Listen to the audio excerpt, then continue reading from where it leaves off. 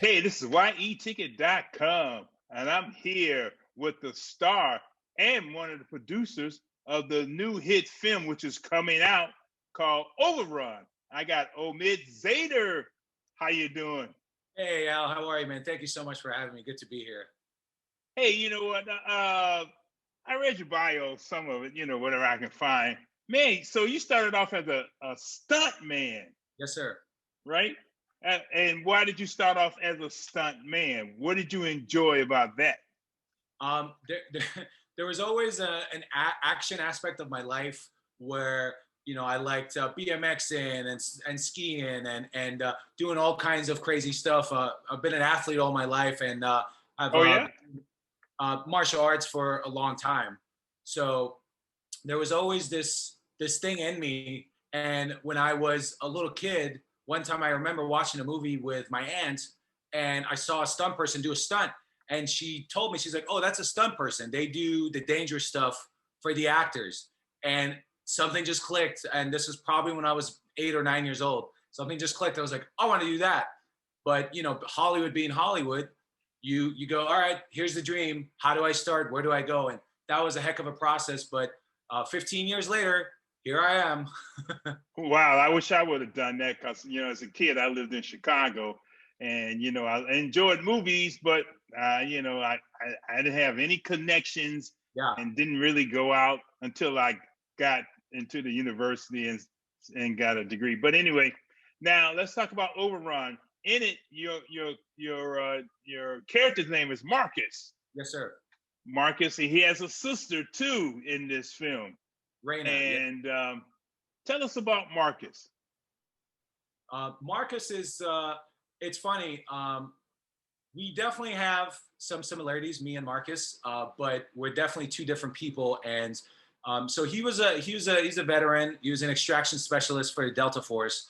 Um, and he loves his sister. That's all he has left in this world.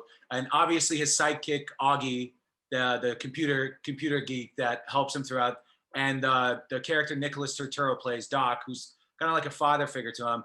That's all he's really got in this world, and he will do anything and everything to try to better himself, his life, and the life for the people that he cares and loves, including his sister Doc and Augie. And he he just wants to live a normal life. He's seen so much crap in his life. I feel like that's kind of the backstory I had for him. And he just wants to have a white picket fence, a dog, maybe a wife, and a couple kids. He just wants a normal life, and that's what the whole movie you'll see. That's what he's working towards, to try to clear his name. Yeah, but Ray the gangster, the old gangster, Yes, he is. he won't let you do that. That's right. That's right. He's he's a character, yeah, yeah, and that's played by a gentleman named Robert Miano, Right. who's a veteran himself. And obviously, we have Bruce Dern in it as well. Being able to act opposite Bruce Dern and William Catt, and Nick himself, it was an amazing experience. And they really elevated my level of acting, and I really needed it because it's my first time leading a film, and I definitely have my doubts, but I feel really good about it, and we're really proud of our project. And at the end of the day, we just want people to watch it and go, "Yeah, that was fun. I enjoyed it." That's all we really want. Yeah, I'm a veteran myself, so I kind Oh, of you are. related. I kind of related to Marcus, his character, and I kind of wish, when I got out, I wish someone would have hired me to do some things like that because I had those skills back in the day. What branch? What branch were you, Al? Air Force, Air Force. Air Force. Nice. Yeah. Yeah, I actually to prep for the character because I just don't have. You hear about military stories, but you don't really get into the depth of it. You don't really understand it. So what I did was I ended up interviewing a few veterans, some who had PTSD because Marcus definitely has PTSD, and you'll see splashes of it throughout the film.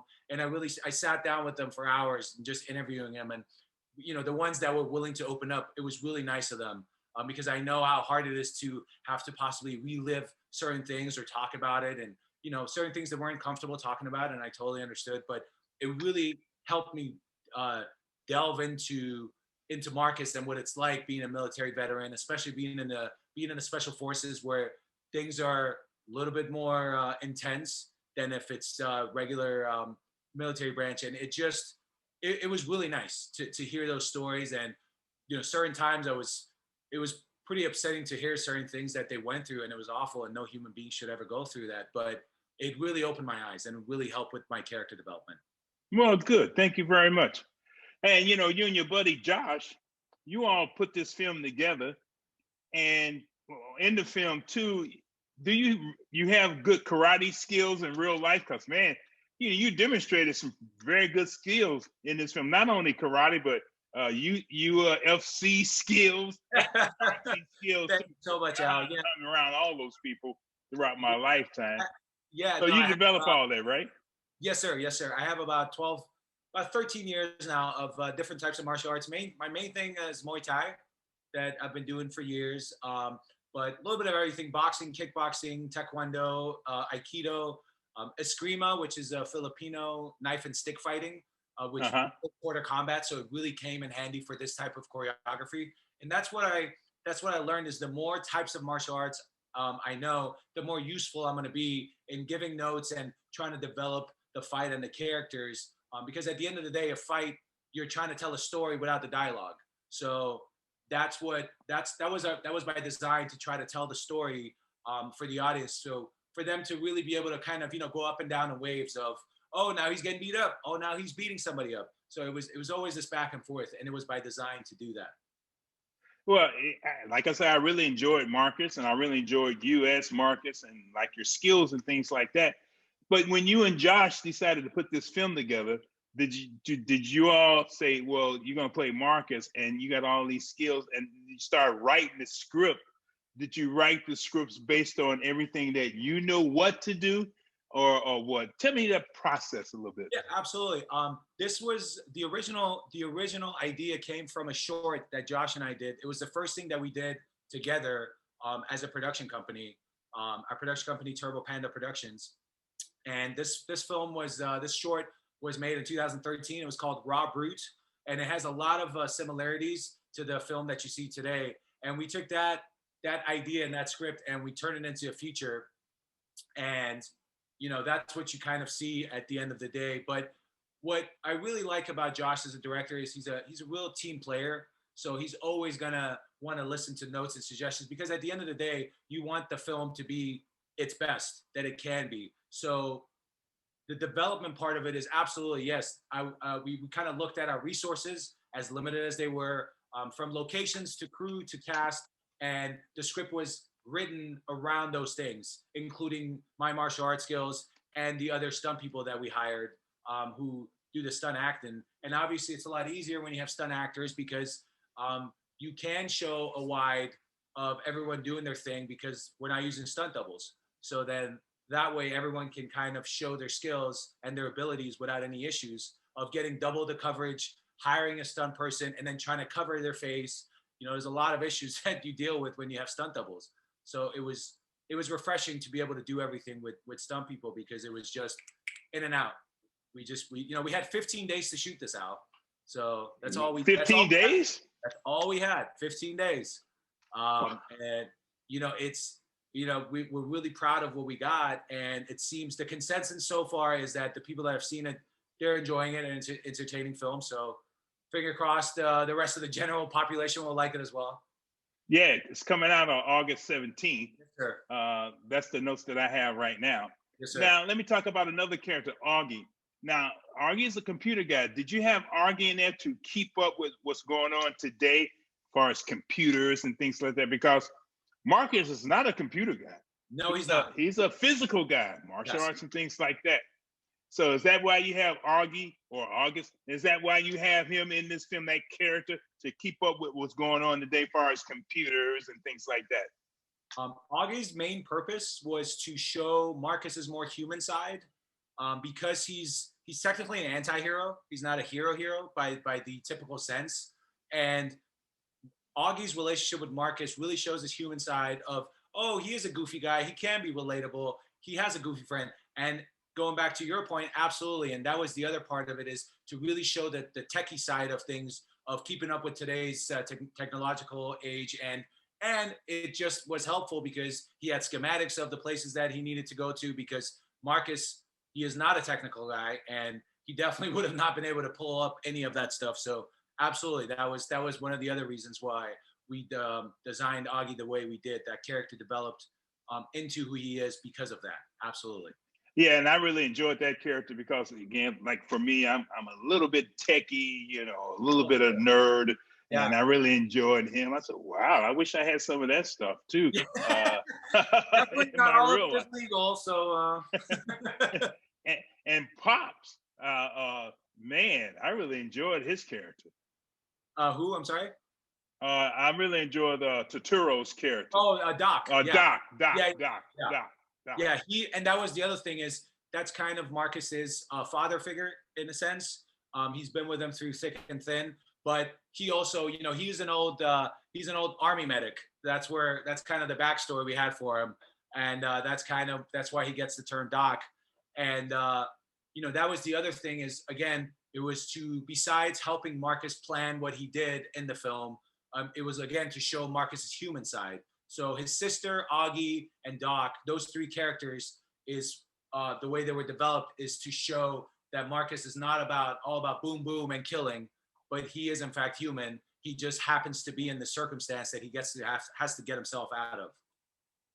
Yeah, and let's back up a little bit, and let's go back to, well, now you have your own studio, you have your own production company called Turbo.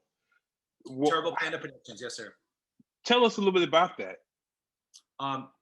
This was something that Josh and I, you know, we both have a stunt background, and Josh has done a lot of second unit directing, and for us, the next natural progression was getting into the producing game, kind of making our own story in Hollywood, because we were tired of waiting on people to try to give us a chance for us to achieve our dreams. So for him to write and direct and produce, and for me to act and produce, that was the next natural progression for both of us. And it really was at an amazing time when it happened back in 2013, because we both were in need of a partner that we can rely on, that, you know, he's like a brother to me. We've known each other 10 plus years, and it just came in the perfect time.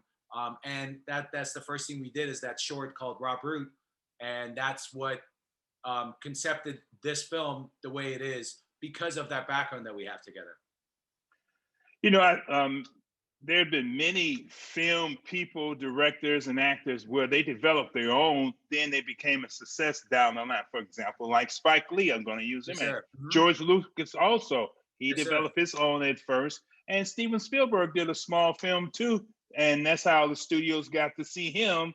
And you know, he went on to be a success. Yes, sir. And so that's the way you're going. But can other people submit information or ideas or script to your company, and you'll look at them and things like that? Absolutely. We're always open to ideas and scripts. The thing is, we do have a lot of in-house writers and a development team. So you know, we have four or five scripts that are essentially ready to go, with minor rewrites and some notes that we're ready to develop and shoot, basically. But it's just a matter of timing and what genres we want to go with. Obviously, action is our bread and butter, but we love horror. I personally love dramas, because I like to I know. I like to be an emotional mess every once in a while, I'm just imagining that right now. Oh, because when people look at me, they go, "Oh yeah, that's the perfect fit. He does action. He's Mr. Beat 'em up." But like, I can be Mr. Sensitive. I can be, you know, the grieving husband, or, you know, so some other emotional thing. But yeah, but to answer your question, absolutely, we're always willing to work with others, and we are team players, and that's just something that I feel like at the end of the day will better us, because there might be things that other people have to offer that we just don't see or we don't know about, and at the end of the day, we just want to better ourselves and our company. Wow, I tell you. Well, Overrun, I really enjoyed it. Like I said, it's fun to watch, and it's a fun movie. A lot of good action in it, which makes sense. It's not that type of action. Oh, that don't make any sense. You all got action in there. It makes sense in this film, and I really enjoyed it. Thank you. What's next for you? Anything next for you, Omid? Yeah, we're developing. No, we're not developing. I should say our next script. There are 2 or 3 scripts that are floating around right now.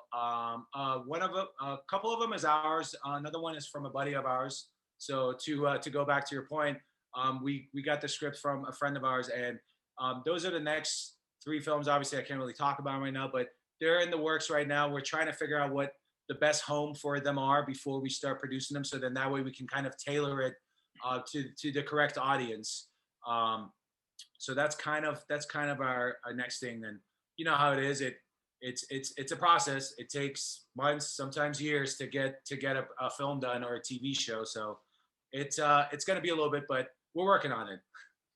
Well, Omid Zader, thank you very much. And people, get ready. August 17th, Overrun comes out. And make sure you watch this, man, too. But hey, I really enjoyed you. And also, thank you for taking a moment with me, Al McGhee, here at yeticket.com. Thank you very much. I really appreciate you. And please follow me on Omid Zader across all platforms, Overrun Film and Turbo Panda Productions. Thank you so much, guys. Thank you for your time, Al. Thank you. This is your entertainment ticket. Latest and greatest.